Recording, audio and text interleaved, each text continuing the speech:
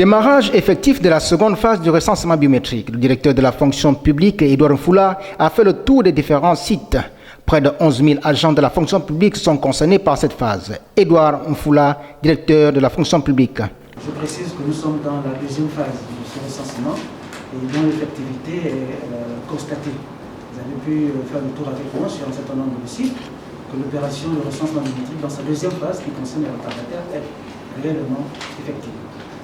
Je rappelle qu'elle concerne tous les agents publics qui n'ont pas pu se faire recenser dans la première phase qui s'est déroulée du 30 septembre au 28 décembre de l'année 2019.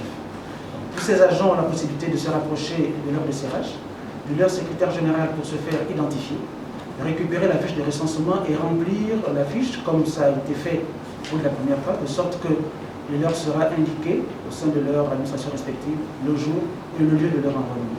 Les opérations ont effectivement commencé, et donc il est important que ceux qui ne l'ont pas été la première phase puissent le faire maintenant. Cette opération se déroule dans un contexte assez particulier, c'est celui marqué par le Covid-19. C'est pour cela qu'un certain nombre de précautions ont été prises. La première, c'est de faire en sorte que les sites soient au sein de chaque ministère.